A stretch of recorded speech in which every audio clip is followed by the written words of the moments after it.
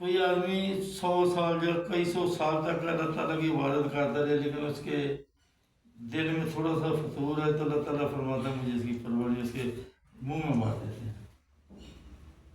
ایسی عبادت مجھے نہیں چاہیے. پسند آ جائے تو ایک مرتبہ اس نے لا الہ الا اللہ کہہ دیا یا اللہ اکبر کہہ دیا سبحان اللہ کہہ دیا اللہ کہہ دیا جو بھی اللہ تعالیٰ، تو اس کے لیے ایک لفظ ایک مرتبہ پڑھنا بہت بلند جگہ تک پہنچا دیتا ہے اس کو. تیسرے معلومات اللہ تعالیٰ کو خالی پیدا عبادت کے لیے کیا گیا ہے، لیکن وہ عبادت جہاں ایک سجدہ بہت بلند رہا ہوتا ہے اس کو ڈھونڈنا پڑتا ہے پہلے. تو طریقت میں چلنے کا، طریقت میں آنے کا مقصد یہ ہے کہ دنیا تو عارضی ہے، ہر حال میں چلے جانا. جیسے ہمارے والدین ہیں، آپ میں سے جتنے بیٹھے ہوئے بہت پتہ نہیں کتنے کے والدین دنیا سے چلے گئے، جو کہیں کو بچے چلے گئے آئے وہ چلے گئے. کبھی کسی نے یہ امید کی ہے جو ہمارا والد کسی دن آئے گا، یا کبھی سنا بھی جی فلانا آدمی بیٹھا ہوا ہے اس کی سوچے ہفتے بعد مہینے بعد سال بعد میرا والد اس کو پتہ دفنا کے آ گیا پھر آئے گا نہیں آئے گا. کیوں؟ وہ ایک نظام یہ جہان ختم ہو گیا، اس کا یہاں کے عمل ختم ہو گیا. اسی زندگی میں اگر عمل اس نے ایسے کر لیا جس میں اللہ راضی ہو گیا،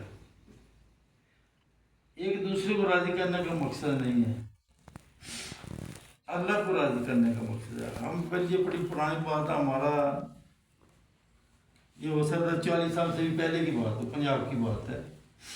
ملنے والا وہ کہتا ہے جی لوگ قبروں میں جا کے سجدہ کرتے ہیں، یہ بڑا نہ جتنی اس سے مخالفت ہوتی وہ حدیث تھا. مخالفت کی، میں نے اس کی بڑے آرام سے بات سنی، اور سن کے بعد میں تمہیں کیسے پتا بھی وہ سجدہ کر رہا ہے؟ تم تو دیر تمہیں پتہ کیسے بھی وہ سجدہ کر رہے؟ کہتے وہ جو دربار میں جاتے ہیں آدمی سر بان لگاتے ہیں.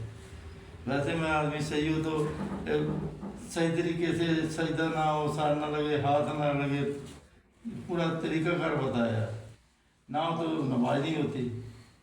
اس میں عذر ہے، کوئی بیماری ہے، کوئی مسئلہ، پھر اللہ تعالیٰ نے رعایت دی ہر طرف.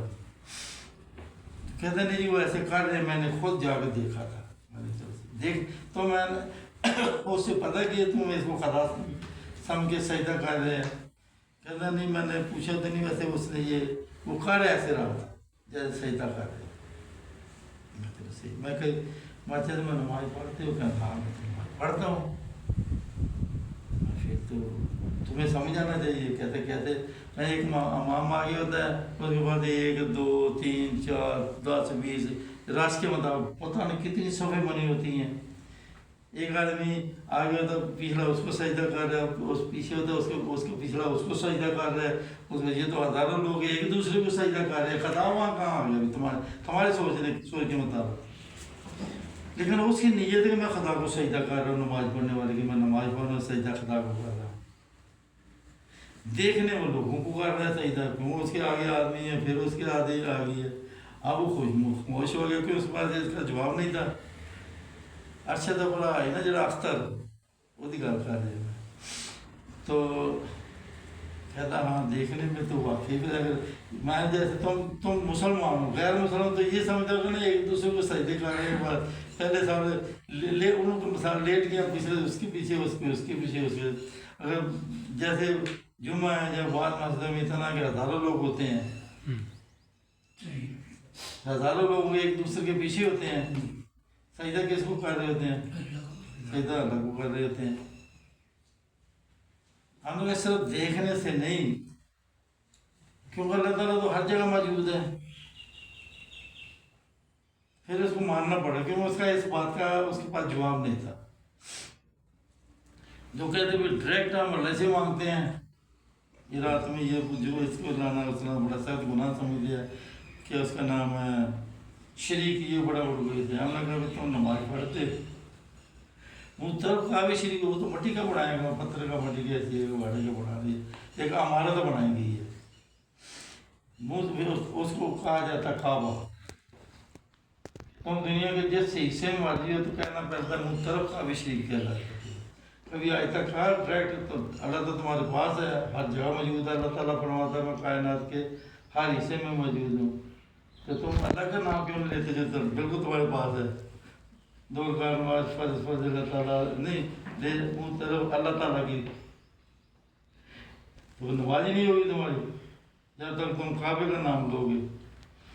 تو میں نے کہا کہ اللہ تعالیٰ نے کہ نظام بنا دیا، اس کو سمجھ میں آ جائے تو کوئی چیز مشکل نہیں، نہ سمجھ میں آئے تو ہر چیز ہی مشکل ہے، کھانا پینا رہنا جینا۔ تو اس طریقے سے اب جو لوگ ان باتوں کو نہیں سمجھتے، شریعت بار ہم نے بہت کئی مطلب مسجد میں علماء تقریر کرتے تو وہ کہہ رہے تھے شریعت اور طریقت ایک ہی چیز ہے، ان کو پتہ نہیں ہوتا۔ اگر شریعت ایک ہے تو طریقت کیوں کہا گیا اس کو؟ ہم کیا طریقت ہی ایک دوسری چیز ہے، حقیقت پھر تیسری چیز ہے، معرفت الہی چوتھی چیز ہے۔ اس طریقے سے علیحدہ دنیا میں کروڑوں اربوں دنیا آئی ہے، اللہ تعالیٰ کے بڑے بڑے بلند ہستی اور یہ کرام انبیاء علیہ السلام تو ویسے اللہ تعالیٰ سے براہ راست آتے ہیں نا، تو سب کا نظام جو ہے نا صرف نبی صلی اللہ علیہ وسلم اللہ تعالیٰ نے آپ کو یہ کہ آپ ہر جگہ پڑھ کے نماز پڑھ سکتے ہیں قبلے کی طرف منہ کر کے۔ اگر کسی کو پتا ہے کہ قبلہ اس طرف ہے تو منہ ادھر کرے گا تو اس کی نماز نہیں ہوگی، بے شک اس نے منہ کیا بھی دیا، نہ پتہ دے بے شک ادھر کر کے پڑھ لے پھر ہو جائے گی، ادھر ہے نا اس کو پتہ نہیں ہے۔ اس طریقے سے بریکیاں ہیں ان میں، تو سمجھنے کی بات یہ ہے کہ طریقت میں آ کے آدمی کو کہ راستہ ڈھونڈنا پڑتا ہے، اور آپ نے آپ کو آدمی یہ سمجھے کہ وہ بڑی مشہور سی نا خدا کو سونے والے خدا کو سجدہ کر کے سو، کیا خبر صبح کو اٹھے کہ نہ اٹھے۔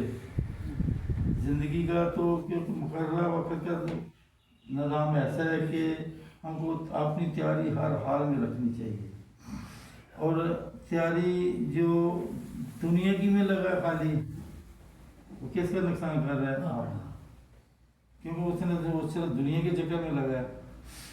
دنیا میں کیا ہے، بچہ بڑا ہو گیا پڑھ کے جب کوئی ملازمت کر لی یا کوئی کاروبار کر لیا یا جو بھی اس نے کوئی کر لیا، اس کی بھی شادی ہو گئی، اس کے بچے ہو گئے، ان کو پالا تعلیم دی، وہ بڑے ہوئے، وہ اپنے دھیان میں لا جاتے ہیں، وہ اس طریقے سے کہ نظام چل رہا ہے۔ لیکن آخرت کے لیے اسی زندگی میں اسی نظام میں بچے بھی ہیں، بیوی بھی ہے، نظام بھی ہے، اس کو چلانا ہے۔ اب نبی پاک صلی اللہ علیہ وسلم کا جو وہ زمانہ تھا کہ دنیا کا پورا نظام نبی پاک صلی اللہ علیہ وسلم، یہ بھی زمانہ آپ کا ہی، کیونکہ آپ خاتم النبیین ہیں، اس لیے قیامت تک آپ کا زمانہ ہے۔ تو